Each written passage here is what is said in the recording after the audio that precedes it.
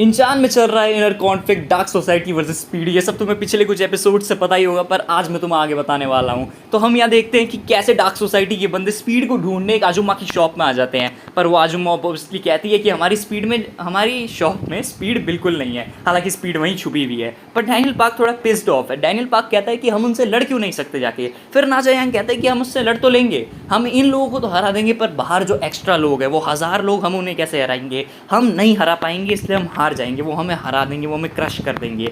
उसके बाद Daniel park कहते हैं लेकिन तुम्हें उस आजुम्मा के लिए सॉरी नहीं लग रहा जो हमारी वजह से वहाँ उनकी से फंस रही है। फिर नाजा यांग कहता है नहीं भाई रुक जा।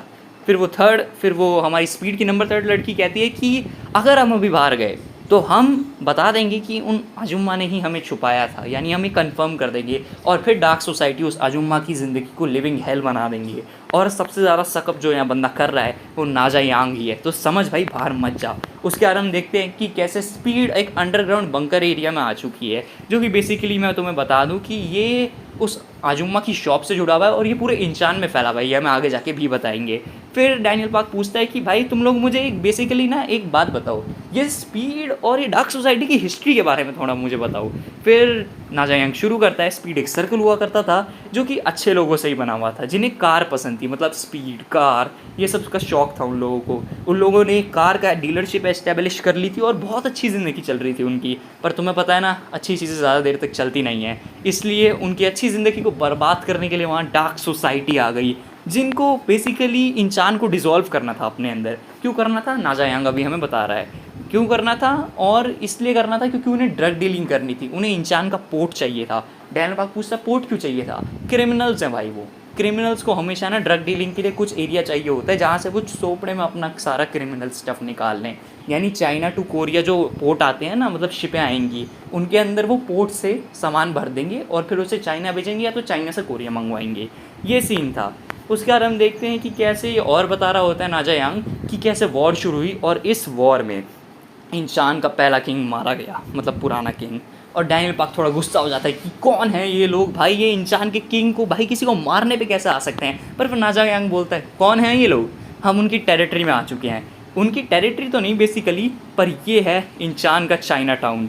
इंसान का चाइना टाउन जो था वो स्पीड के साथ पहले एक अच्छे बेसिस पे रहा करता था, पर फिर अचानक से यहाँ डार्क सोसाइटी आ गई और डार्क सोसाइटी ने लोकल्स का लैंड लेना शुरू कर दिया और इंसान के चाइना टाउन को बढ़ाना शुरू कर दिया। अब वो बेसिकली लोकल से लैंड लेके इंचान में चाइना टाउन को फैलाना चाहते हैं, यानी वो कोरियंस को ड्रैग आउट करना चाहते हैं इंचान से। तो उनका बेसिकली ये मोटिव है, पर ऑब्वियसली स्पीड ये सब होने नहीं देगी।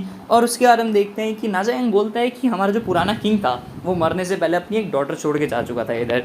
और डैनियल पूछते है चाइल्ड मतलब डॉटर कहाँ है उसकी डॉटर। और फिर हमारी स्पीड की नंबर 3 बोलती है कि हाँ मैं भी सोच रही हूँ कि उसकी डॉटर होगी कौन। और फिर हमारा डैनियल पार्क थोड़ा सा शॉक में चला जाता है और बोलता है क्या ये है क्या इसकी डॉटर। फिर नाजा यांग बोलता है भाई वो आ चुका है, हमें चुप रहना होगा, मैं टेंशन ड्रैग नहीं करना है। फिर डैनियल बोलता है कौन आ चुका है, और फिर हम देखते हैं यूजे सियोन को, जो कि सेकंड किंग ऑफ इंचान है, और यही बुरा बंदा है भाई। मुझे वैसे ही पसंद नहीं आ रहा है, बताऊँ क्यों। इसके मुंह पे एक वो स्माइल होती है ना जो कैरेक्टर्स देते हैं, जब तुम्हें पता है ये कैरेक्टर कमीना है, वो वाली स्माइल है इसके चेहरे पे। उसके बाद हम देखते हैं कि नाजा यांग बोलते हैं कि हम ये इसलिए आए थे क्योंकि आज यूजे सियोन अकेला होने वाला है, हम उसे पकड़ लेंगे, हमें इंटेल मिला था। पर हम देखते हैं कि यूजे सियोन अकेला नहीं है, स्पीड को रुकना पड़ता है क्योंकि यूजे सियोन के पीछे उसके एग्जीक्यूटिव्स हैं, उसके बाद उसके स्क्वाड्स के लीडर हैं, और भी बहुत सारे लोग हैं। तो यूजे सियोन इज़ नॉट अलोन टुडे, यानी इंटेल का अर्थ मिला था। फिर हम लोग नाजा यांग से पूछते हैं कि भाई अब क्या करना है, और नाजा यांग बोलता है कि और क्या कर सकते हैं भाई, अब हम अपने बेस पे जाएंगे और दैट्स इट। फिर हम देखते हैं कि डैनियल पार्क कैसे डिस्कवर कर रहा होता है उसी अंडरग्राउंड बेस को जिसको मैंने तुम्हें स्टार्टिंग में बताया था। तो डैनियल पार्क सोच रहा होता है अपने मन में कि ये पूरा बेस है, ये इंसान में पूरा फैला हुआ है, ये एक बंकर की तरह है और ये इंसान के सारे वेस्ट से कनेक्ट करता है और ये स्पीड का एरिया है। उसके बाद हम देखते हैं कि कैसे नाजा यांग बोलता है कि ये हमारा बेस है, ठीक है। उसके बाद हम देखते हैं कि नाजा यांग पूछ रहा होता है कि तू हमें ज्वाइन करने के टेम्प्ट तो हो चुका है ना डैनियल, पर वो कह रहा है नॉट इवन क्लोज भाई, मैं थोड़ा सा भी टेम्प्ट नहीं हूँ। फिर उनका जो दूसरा बंदा होता है वो उससे पूछता है कि ये जो तेरे पीछे जो बंदा मोटेल से लेके आए ये है कौन। और फिर डैनियल बोलता है ये है डैनियल पार्क, यानी हमारा लिटिल डैनियल जो कि एलाइड का हेड है। और लोग पूछते हैं तुम्हारा सेम नाम है, हाँ कह रहा। फिर ये पूछते हैं कि ये सो क्यों रहा है, पर सो क्यों रहा है। फिर ये बोलता है कि इसे नार्कोलेप्सी करके कोई बीमारी है, मेरे ख्याल से सोने की कोई बीमारी है। मैं सर्च तो नहीं करने वाला अभी, पर तुम लोग अपने आप से सर्च कर सकते हो। I am really sorry for that कि मैं सर्च नहीं कर रहा हूँ तुम्हें बताने के लिए। उसके बाद वो बोलते हैं कि इसे नार्कोलेप्सी है और मुझे भी नार्कोलेप्सी है, तो हम दोनों सोते रहते हैं मतलब कसम से। पर फिर डैनियल पार्क बोलता है मेरे पास तुम्हारे लिए क्वेश्चन है कि क्या स्पीड में सिर्फ इतने ही बंदे हैं? और नाजा यांग बोलता है कि हाँ बस इतने ही बंदे हैं स्पीड में। पहले स्पीड में बहुत सारे बंदे हुआ करते थे, पर वॉर के ड्यूरिंग वो सब मर गए या तो हार गए, यही सीन है। उसके बाद डैनियल पार्क बोलता है कि मैं अभी भी तुम्हें ज्वाइन करने के लिए अटेम्प्ट नहीं हुआ हूँ भाई। फिर डैनियल पूछता है कि मेरे पास एक और क्वेश्चन है, तुम ये होपलेस वॉर लड़ी क्यों रहे हो? क्यों लड़ रहे हो तुम ये वॉर जब तुम्हें पता है तुम नहीं जीत सकते? और नाजा यांग बोलता है कि मैं भी नहीं लड़ना चाहता, लेकिन think about it Daniel park कि अगर हम नहीं लड़ेंगे तो ये सारे लोग डार्क सोसाइटी के अपने एरिया पे कवर कर लेंगे, यानी इंसान को अपने अंदर डिसॉल्व कर लेंगे बिना किसी फाइट के। और नाजा यांग कहता है कि मैं ऐसा बिल्कुल नहीं होने दूंगा, मतलब मैं ऐसा बिल्कुल नहीं होने दूंगा कि डार्क सोसाइटी बिना किसी फाइट के इन्हें डिसॉल्व कर ले इंसान को। और एक ना एक दिन स्पीड ज़रूर जीतेगी, हम एक ना एक दिन जीतेंगे, क्योंकि हम लोग उनके लिए जीतना चाहते हैं जो हम में ट्रस्ट करते हैं। उसके बाद डैनियल पार्क थोड़ा इम्प्रेस हो जाता है और फिर नाजा यांग बोलते हैं कि भाई मेरे पास यही था एक रीज़न, मेरे पास कोई फैंसी रीज़न नहीं है तुझे बताने के लिए, मैंने सोचा बस तुझे ट्रुथ बता दूँ। उसके बाद हम देखते हैं कि नाजा यांग थोड़ा इमोशनल हो गया है और बोलता है क्या डैनियल पार्क अब तू हमें ज्वाइन करने के लिए टेम्प्ट हुआ है? और डैनियल कहता है हाँ मैं तुम्हें ज्वाइन करने के लिए टेम्प्ट हो चुका हूँ, I really want ally with you. और इसी के साथ हम देखते हैं एक नया अलायंस स्पीड और एलाइड का।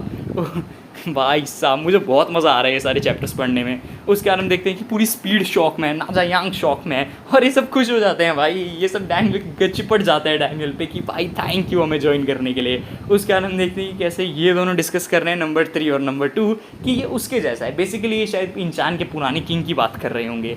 उसके बाद हम देखते हैं कि नाजा यांग बोलते हैं कि मैं एक चीज़ फील कर रहा हूँ भाई, मैं फील कर रहा हूँ कि पिछली बार मैंने तुझे कहा था ना कि तू अपनी लिमिट पे नहीं है, तू अपनी लिमिट को सरपास कर सकता है, तू और स्ट्रॉन्गर बन सकता है। मुझे तुझसे वो फील आ रही है, पर तू अभी तक वो पहुँच नहीं पाया है और इसमें मैं तेरी मदद कर सकता हूँ।